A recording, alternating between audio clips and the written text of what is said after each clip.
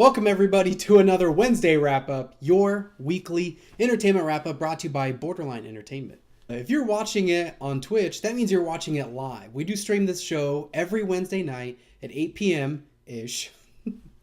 And the great thing about the show is that you get to be a part of the conversation. So that means that if you're catching it on YouTube, you're watching it a few days later. And that means that you don't get to be a part of the live conversation, which is really what the draw of the show is, because we're going to be talking about the hottest news items in entertainment news. So if you are any sort of nerd, then this is your jam. This show is brought to you by our patrons, and don't forget, you can be one too. Head over to patreon.com/borderline entertainment.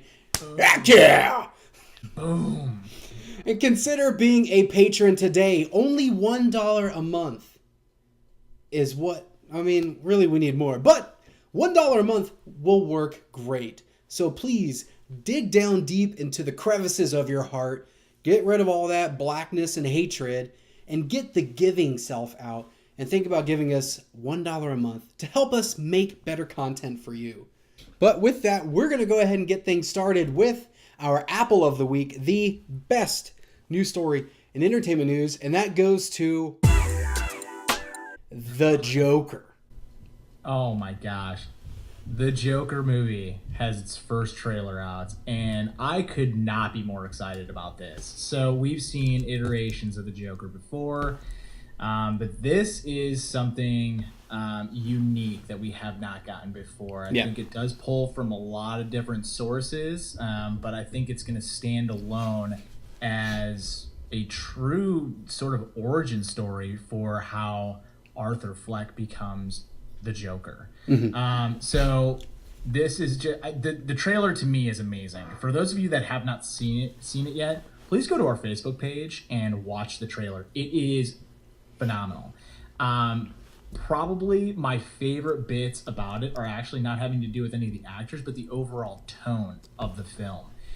There's something that it's dark, it's gritty, and watching it, it's unnerving. Yeah. It really is unnerving to watch just because the really chilling and unnerving thing about it was this strong performance by Joaquin Phoenix. Yeah, it's so for those of you that kind of I'm not an avid comic reader, but the most recent Batman comics that I've truly just fallen in love with was the New 52, and I know that they're older and I know there's a new series out right now, but it was that kind of Joker that was just unhinged on all levels. Like, that was what I loved, but there's a lot of elements that they're pulling from the Killing Joke as well as to his backstory and things. So there's some comparisons there to be made.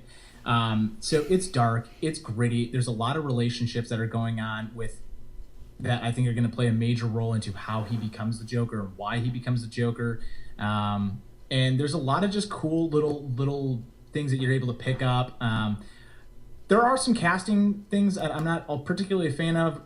Brett Cullen as Thomas Wayne is probably the biggest thing I'm not a fan of. Mm-hmm. And for those of you who know Brett Cullen, he typically plays a in just about everything he's in. I'll go out there and say it right now. So if anyone watched the latest season of True Detective, if anyone watched The Dark Knight Rises, so not a huge fan of him playing the honorable Thomas Wayne,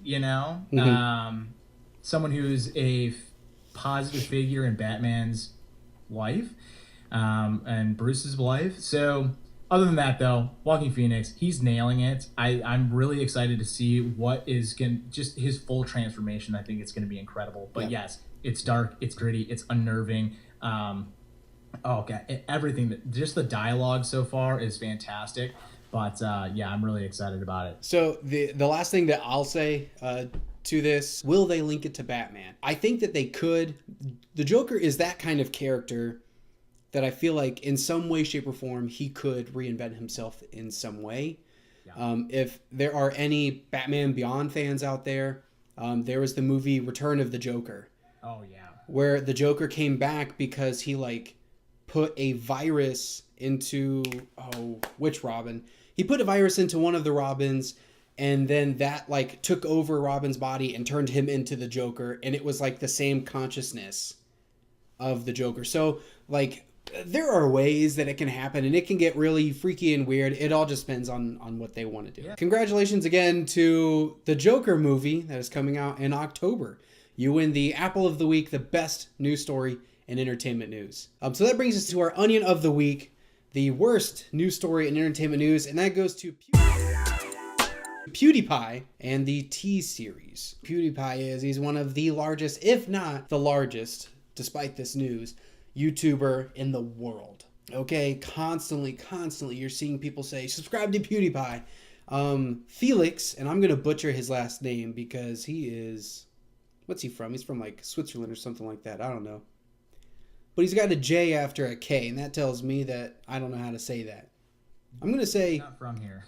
He's not from here. I'm going to use the most American pronunciation of his last name, Kjelberg. Felix Kjelberg, otherwise known as PewDiePie, again was the largest YouTuber. He's had numerous videos where he screams from video games to pop culture icons. Nobody's really safe from PewDiePie. He's had a lot of, I don't want to say negative press, but kind of negative press because he's been a little bit edgy in his presentations. But really, he's a good guy. And he's a man of the people. He does the whole bro fist thing. He's been around for a long time. So what happened is PewDiePie had the largest subscriber count. And then there was this account called the T-Series. Now, the T-Series is an Indian recording company. So this is like a corporate company that has a lot of power, a lot of influence. Essentially, got into this battle with PewDiePie. Now, like I said, there's been a lot of activism, a lot of people trying to help him out because this company and their multi-million-dollar multi-channel network really has an unfair advantage. And the reason that this is getting the Onion of the Week is that it's a bummer to see. Are you a fan of folklore, Will? Yeah, absolutely. You like John Henry? Sure. I love John Henry. John Henry is the man who was racing against the machine as well. He's the one who was like doing the rail spikes thing. Yeah. This is a classic day John Henry. Everybody's rooting for the little guy because the big corporate monsters were using all their money and power to beat us down and say, you know what, we're going to be number one. And sadly, over the past week, they did overtake him, forcing PewDiePie into the number 2 spot. So, bleep, cry, whatever. It is a huge bummer. Now, of course, there's still a chance that PewDiePie can come back, but he did release a statement, a video conceding in the race that he's not going to try and beat it anymore. But, man... No, nor should he. That's an accomplishment in itself to have developed that kind of following on his own without that corporate backing. So to me, and I would hope to think that people who are following him, remain loyal, remain strong, and have that understanding that he built something on his own. And so I think that's really admirable. So keep going, PewDiePie. Keep going. Keep it rocking. PewDiePie. Don't submit to the man. No. No. Thank you, PewDiePie. And sadly, congratulations. You do win the Onion of the Week. If we could make an actual physical award, we would send it to you. And you know what? With Patreon, maybe we could. We're just hitting it hard tonight. We're going to keep the chuckles going and move on with our Banana of the Week, the funniest news story in entertainment news. This award does go to all of the wonderful April Fool's jokes that happened in the entertainment industry, but the one company that I want to highlight, and they don't get the award, April Fool's does, but the one company that I want to highlight that just killed it was Nintendo. And if you don't know what year it is, well, maybe you have dementia. Well, that's inappropriate. Or you've been locked away in some capsule and you don't realize that the month is April. And that Monday was April Fool's. Now, I used to be a big proponent of April Fools myself. I've done the occasional, hey, I'm dying, that sort of stuff. That old chestnut. You know what? It's gotten some pretty good laughs from myself. April Fools, my biggest thing was telling my brother that he was adopted because he was born on April Fool's Day. So no way. He was born on April Fool's. He just had a birthday. He also just got engaged last night. So shout out to John Evans and give him a congrats if you want to start following him. There was other April Fool's jokes going on, weren't there, Asa? Yes, there were so many. And we are going to be here all day long if we go over all of them. So we love Nintendo here at Borderline Entertainment. We've talked about their directs. You know, it's the little showcase thing that they do, and they just pop them up and they say, hey, we're going to do this thing, and then they do it. It's really quick, easy, and over with. Sometimes they make an announcement the day before they're going to do it, and it's really exciting. They're no stranger to doing things to the beat of their own drum. Well, on April 1st, they're like, hey, we've got a direct happening today. And for some reason, nobody picked up on the fact that this is going to be an April Fool's joke, because all of the branding was on point. It seemed like this was really going to happen. And then the direct legitimately started to happen. I mean, it had everything. It had the snaps and all but it was a slow burn. So it started off with an announcement that like Ocarina of Time Remastered is coming to Switch. And then Legend of Zelda The Wind Waker is coming to Switch. So it was just like, okay, this is great. It's believable. And they just lean into it and they keep going.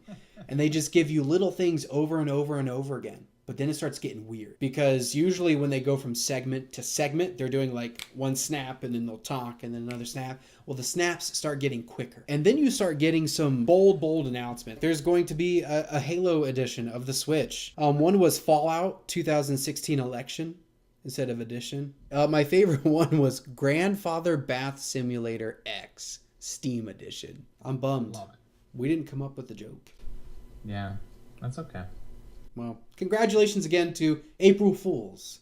April Fools. Nice job, April Fools. You get the banana of the week. I feel like every year at this time, you should just honorarily get the banana of the week. That's...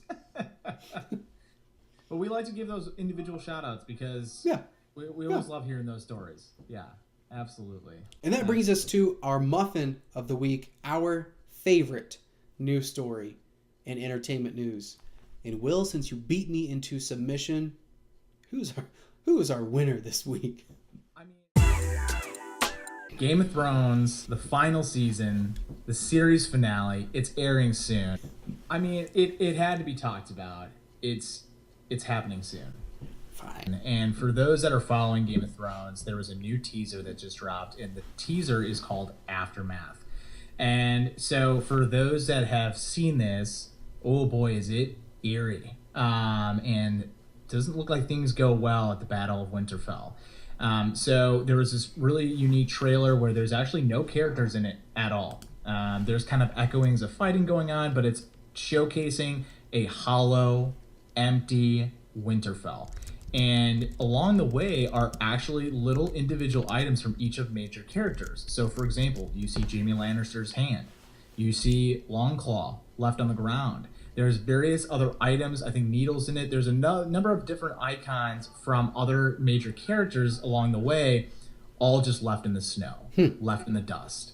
And so it is very eerie. And alongside with that was another poster that was pushed out, where it's all of the major characters dead on the ground in the shape of the Iron Throne. Yes. What? Yes. So wait, did we post that? No, we didn't. That's classic. There's just so much we don't know, and I think there's a lot of theories rolling around. I know that there was confirmation from Kit Harington that I think a number of major theories that have been thought of that he knows of are actually wrong. So that's huge. Wow. And I'm just anticipating just a storm at the beginning of this season, because there's no way that they could have the wall was destroyed, right? Whoa, spoilers. Oh, okay. I'm in season 3. We're talking about season 8 and you're still listening. I'm sorry, that's on you. That's on you. I'm not even spoiler alert. So there's a lot of good stuff, and a lot of the marketing materials have been very dark. And so again, it's going to be very interesting to see the direction that they go in. I'm assuming the Battle of Winterfell does not go well, and that they all have to retreat to King's Landing. So we'll see how that plays out, especially with Cersei and what she's got cooking up. And there's also a theory that I have that I really just want to share because I think it's great. I think Arya is actually going to kill Cersei with the face of Jaime Lannister. Boom, said it. Let's just finish out this shout out for Muffin of the Week. Goes to Game of Thrones. But we always have honorable mentions, don't we, Asa? We do. So sorry you couldn't make the cut, but we want to make sure that you get the credit where credit is due. So our honorable mentions this week.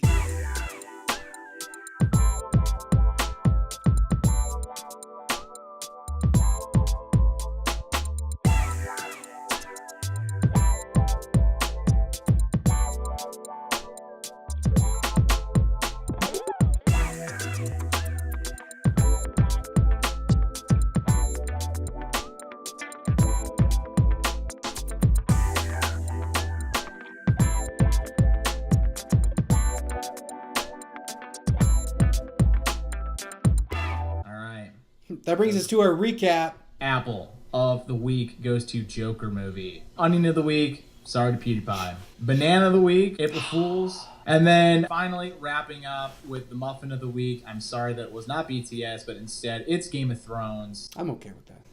Okay, good. You should be okay with it. Oh, we're acing this one right now. You know, we're just having fun. And a quick shout out to Samantha Jane Art for providing us the amazing mascots that we have for our awards. She does incredible work. And if you want to have some stuff done, check out her stuff. We'll put a link in our description on the YouTube video. It is fantastic. And if people wanted to follow Borderline Entertainment, but they wanted to follow you specifically, where can they do so? Dang. If you want to follow me, you can find me on Twitter and Instagram. That's really where I'm going to be the most, at @AGreenRiver07. Will, where can they find you? Okay, so big Instagram guy, WEV4NS24. You can follow me on Facebook, and you can follow me on Twitter.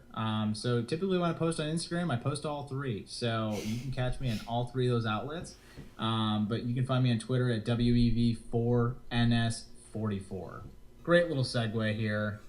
Let's get you following. Boom. That's right. If you want to connect with us, like we would love to connect with you, please go to Facebook, Instagram, Twitter, search Borderline Entertainment, give us a follow, a like, a subscribe to our YouTube channel and our Twitch channel. There's something for everybody. So please consider being a part of the community today. We appreciate it greatly.